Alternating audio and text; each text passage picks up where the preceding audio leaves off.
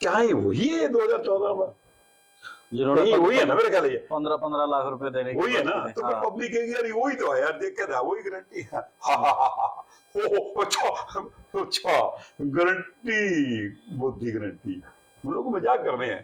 कल परसों मैं गया, आप एक बात सुनो, मान के चलो जो कंपनियां घाटे में थी उन्होंने भी करोड़ों रुपए के वो दे दिए, टाटा के चंदे दे दिए। और एक सबसे बड़ी बात है पब्लिक तो सोचती है अभी 900 या कितने 100 करोड़ का चंदा होगा ये, और एक कंपनी ने मान के चलो 40 करोड़ दे दिया, आप 40 करोड़ तो गिन लिया, चलो यार 40 करोड़ है, हालांकि बहुत बड़ी अमाउंट होती है, पर उसके में जो उसने वो काम किया ना वो पब्लिक के हित का नहीं, वो पब्लिक को मारा है सिस्टम से चले। इतनी औखे तरीके से तो जद्दोजहद के अंदर आंदोलनों के थोड़े हमारे को आजादी मिली थी। डैडी तो मंत्री बना तो कर ले, वो दो तीन है, यानी कि वो अपने हरियाणा में कह रहे कि कुण में बैठ कर हुआ है। हाँ, वो कुण में बैठ कर हुआ है।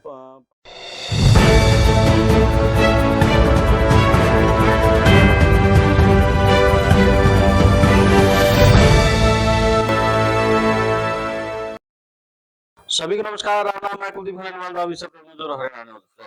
हमारे कार्यक्रम चुनावी चौपाल में आज सरदार हरचरण सिंह जी है, और सरदार हरचरण सिंह से जानेंगे कि जो प्रधानमंत्री के तौर पे नरेंद्र मोदी रहे हैं उनका जो कार्यकाल है वो कैसा रहा है, क्या कुछ खामियां रही हैं, तो जनता को लेकर के क्या कुछ यानी कि जो मुद्दे होने चाहिए थे, जो देश के हित में कार्यक्रम या देश हित में योजनाएं होनी चाहिए थी, हो पाई या फिर नहीं हो पाई। तो सरदार जी सबसे पहले स्वागत है आपका हमारे विश्व प्रेम न्यूज में। Thank you. आपके न्यूज चैनल में देखते रहते हैं और बड़ा सक्सेसफुल चल रहा है, आपकी बधाई धन्यवाद और स्वागत करता हूँ। तो सरदार जी, जिस प्रकार से नरेंद्र मोदी का कार्यकाल हमने 10 साल देखा, और 10 साल के अंदर हमने चाहे बेरोजगारी का मुद्दा है, चाहे फिर आप अग्निवीर का मुद्दा लीजिए, तमाम ऐसे मुद्दे हमने देखा जिसमें जनता से अहम जो चीजें निकल करके आई कि बेरोजगारी दिन दिन पर प्रतिदिन बढ़ी, जिसके कारण से बच्चे विदेशों में जाने पे मजबूर हुए। दूसरी तरफ अग्निवीर की बात करें तो पहले आर्मी में बड़े बच्चे खुश होकर के जाते थे और गांव लेवल पर हम देखते थे कि बच्चे तैयारी मारते नजर आते थे, लेकिन अग्निवीर आने के बाद में बच्चों का, युवाओं का कहीं ना कहीं हौसला डाउन नजर आ रहा है। तो तमाम बातों पर आप अपनी बात रखें। ऐसा है कुलदीप जी, ये जो जनता है ना, पब्लिक है, ये एक शीशा है, ये बड़ा क्लियर है, हर चीज को जजमेंट करता है। 2014 से जिस टाइम मोदी जी आए थे, हाँ जी, वो उनके भाषण सुन लो, इसमें सारे जवाब आ जाएगा। और आज के भाषण सुन लो, और 2014 के बाद इसने जो आज तक 9-10 साल के अंदर वो काम जो बोले थे, पब्लिक ने जो लेकर आई थी 31%, उसने 32% लोग लेकर आए थे, वही सोचकर लेकर आए थे कि जो आप इतना कुछ बोल रहे हैं इसमें दे अगर हमारा कुछ परसेंट भी 50%, 60% काम हो गया तो भी देश को काफी तरक्की मिलेगी। बेरोजगारी का मसला था, भ्रष्टाचार की बात करते थे, और पता नहीं क्या क्या करते थे। अगर कांग्रेस के अंदर कुछ भ्रष्टाचार हुए होंगे या कांग्रेस ने गलत काम कराया होगा, लंबे टाइम से उनसे बहुत गलत काम होगा, इसीलिए तो जनता ने इनको लेकर आई थी। बिल्कुल ठीक। अगर जनता लेकर आई तो जनता को फिर होप थी कि हमारे लिए कुछ ये करेगा। फर्स्ट ऑफ ऑल तो वो 202 करोड़ एवरी ईयर, और वो 100 स्मार्ट सिटी, और पता नहीं क्या क्या चीज इन्होंने बोली। हाँ, जो 2014 के अंदर कुछ भी नहीं हुआ। आज कुछ लाख पोस्टा, वो भी दूसरी टाइप की होती हैं, देने के लिए प्रधानमंत्री पत्र देने के लिए चला हो जाता है, जो कि एक मिनिस्टर को भी देना वो नहीं समझता है क्या। लेटर तो अपॉइंटमेंट लेटर तो डाक में जाते हैं। बिल्कुल बिल्कुल, यानी कि हर चीज को उसने अपने अधीन कर लिया। ये जो भी इनको दिखता ना कि ये हमारा पैनल नहीं चलता, फिर ये पैनल कुछ ऐसा चैनल स्टार्ट करेंगे जैसे ये गोदी मीडिया नाम रखे, टीवी मीडिया, सारा कुछ ही नहीं आता है, लोग न्यूज देखने ही बंद करके। अच्छा, आम पब्लिक के अंदर आपके सोशल मीडिया जो आप चल रही है, कौन कितने लोग देखते हैं? ज्यादातर लोग तो टीवी देखते हैं। टीवी के अंदर एक ही शक्ल और एक ही स्टोरी सारा दिन चलती रहेगी, तो पब्लिक को फर्क पड़ता है, वो वोट में ही कन्वर्ट हो जाती है किसी तरीके से। तो जब इनका एक मुद्दा इनका चलता है तो ये कोनो के ऐसी बीच में बात को क्रिएट कर लेते हैं, तो उसी के ऊपर भी सारा मीडिया सारा सौदा लग जाता है, वो बात भी नहीं हो जाती है। नहीं, आजकल सोशल मीडिया पर व्यूअरशिप तो लोग पत्रकारों की काफी बढ़ी है, लोगों का जो देखने का वो टीवी की बजाय जो आप जैसे चीजों को सोचते हैं वो टीवी की बजाय आज सोशल मीडिया पर ये तो आप आएंगे। कर रहे हैं इंटेलेक्चुअल लॉबी जो देख रही है, हम्म। हम कह सकते हैं जो इंटेलेक्चुअल लॉबी है हाँ। उसके पर असर पड़ता है, हाँ। एजुकेटेड लोगों पर असर पड़ता है। हाँ।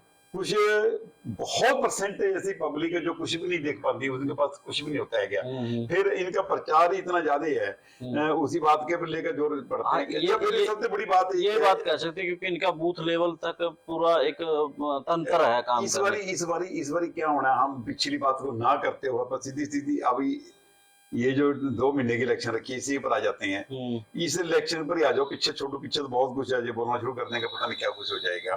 नोटबंदी भी आ जाएगी बीच में, जीएसटी भी बीच में आ जाएगी, बीच में बहुत कुछ आ जाएगा, पता नहीं क्या कुछ बीच में आ जाएगा। पर उन बातों को पब्लिक सुन चुकी है, सब कुछ हो चुका है, वो चीर फाड़ सब जनता ने देख लिया कि इसको कितना बेनिफिट हुआ। और अब एंड में अपन इसी बात के ऊपर ही आ जाते हैं कि आज पब्लिक फिर उसी चीज को देख रही है कि ये फिर कह रहे हैं मोदी की गारंटी। ये गारंटी देने वाला मोदी क्या है, वही है 2014 में जिन्होंने वही है ना, मेरे ख्याल 15-15 लाख रुपए देने वही है ना। तो हाँ। पब्लिक है यार वही तो है यार, देख के था वही गारंटी।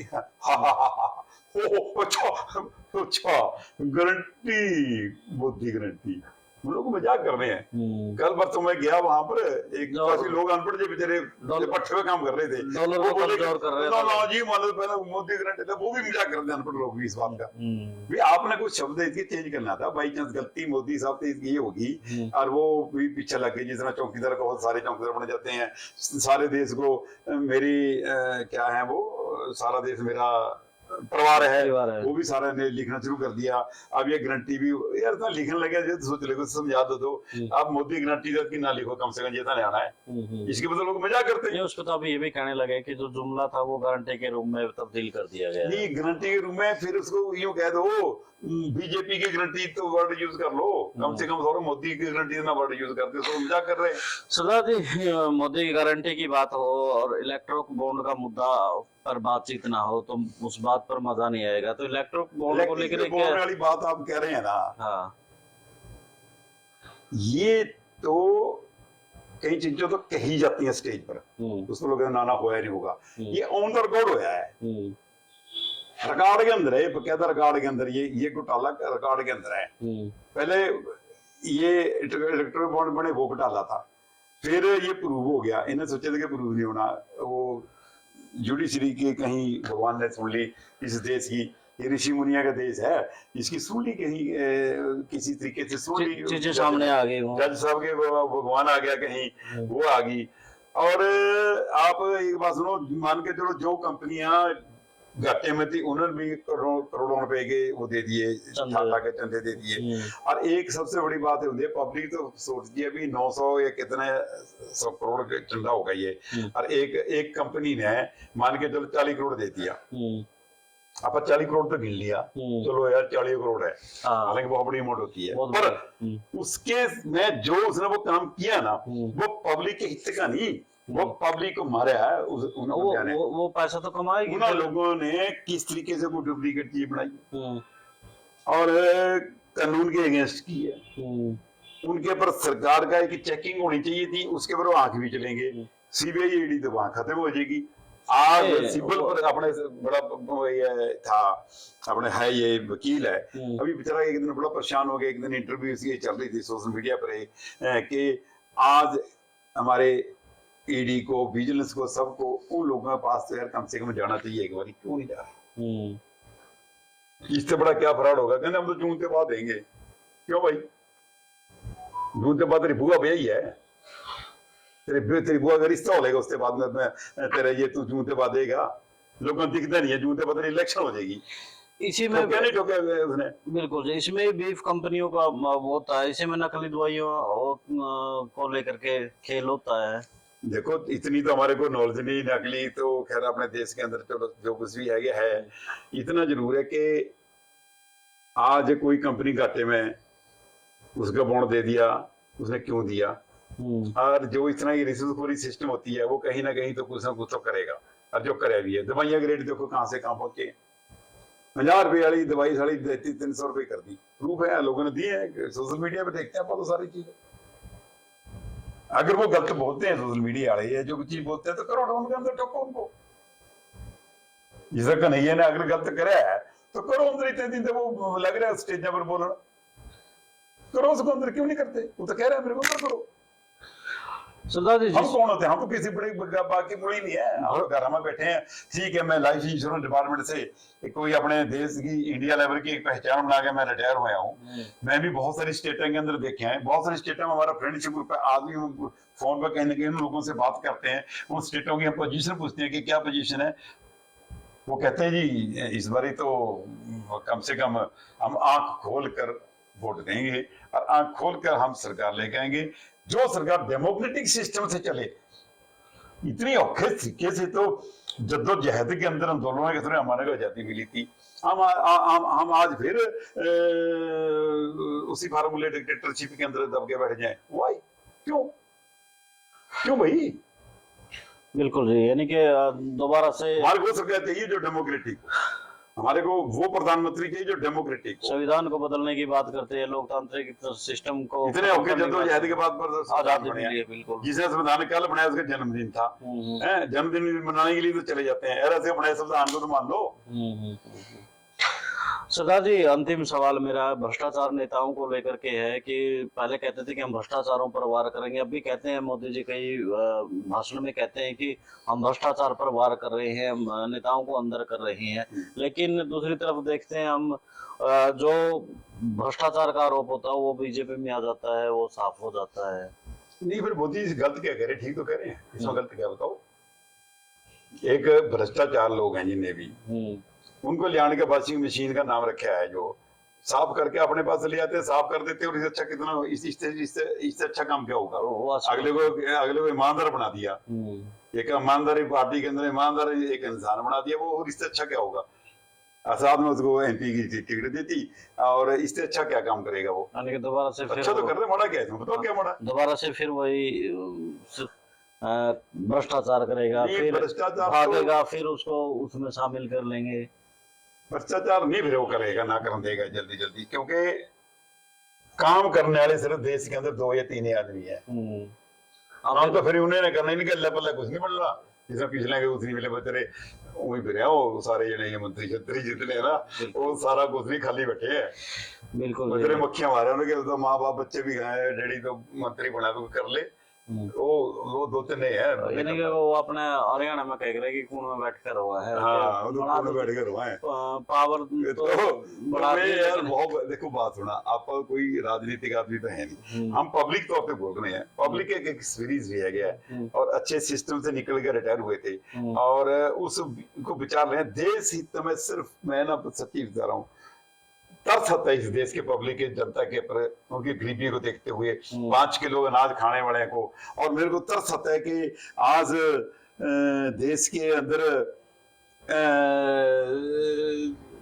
कोई भी धंधा रोजगार नहीं है, इतनी महंगाई होगी, किसान बेचारे रो रहे हैं। और किसाना की साथ एक और बड़ी चुंगड़ी लगी थी पीछे, ये इन्होंने देखा नहीं है, बेचारे भोले वो मानते नहीं है। 50 किलो के कट्टे को 45 किलो का कर दिया, 5 किलो खा गए। ये जैसे पार्ले जी बिस्कुट दे तो 5 खा गया, लेकिन तो 5 किलो का मतलब परसेंटेज कितनी होगी वो? देखो कितनी परसेंटेज होगी वो। इस तरीके से रगड़ा लग गया ना, अच्छा रगड़ा लग गया, अच्छा। ये 5 किलो होने के लिए इतना रगड़ा लग रहा है ना, क्योंकि पेट्रोल डीजल महंगा हो रहा है। जब पेट्रोल डीजल महंगा हो रहा है तो उसका किराया महंगा हो रहा है, बसा का, ट्रकों का किराया महंगा हो रहा है, हर चीज को महंगी मिलने लग रही है। जो 5 किलो वाला ले रहे हैं ना बेचारा ये, तो उसको हर चीज उसको महंगी मिलने लग रही है। 5 किलो गया उसके, तो बेचारे के 20 किलो में भी काम नहीं चल सकता, इतना उसका ले दिया। इस साथ दे के, और वोट के कारण, ओनली फॉर वोट, वोट के लिए ये बहुत अच्छी बड़ी रिश्वत है ये। बिल्कुल, धन्यवाद सरदार जी। तो सरदार जी ने बड़े यानी कि खूबसूरत तरीके से बता दिया देश में क्या कुछ माहौल है, कैसे देश अब तक नरेंद्र मोदी। बातें बीच में रखते हुए एक से देशवासियों, सभी देशवासियों, 140 करोड़ कहते हैं, आंख खोल के, किसी के दबाव में ना आते हुए आंख खोल के वोट दे देना बस। डेमोक्रेटिक सिस्टम से जो हमारे को अधिकार मिले, वोट जरूर देना। वोट की परसेंटेज यदि आप 90% तक पहुंचा दो, ये भी मेरी आपसे रिक्वेस्ट है। पकड़ पकड़ के वोट दो और किसी के बहकावे ना, बड़े मन से वोट दो, अपने मन से वोट दो, आंख खोल के वोट देना, किसी के दबाव के अंदर वोट में देना। फिर देखो रिजल्ट क्या आता है। धन्यवाद जी। तो आप भी अपने राय इस कमेंट बॉक्स में जरूर दें कि आप कितने प्रतिशत वोट करवाने वाले हैं, गांव हो, शहर हो, मोहल्ला हो। तो सरदार जी की ये बात तो आप जरूर माने। देश और प्रदेश की खबरों के लिए देखते रहिए विश्व प्रेम न्यूज और Haryana news plus. Thank you. आप मुझे दे इजाजत। जिंदाबाद। Thank you.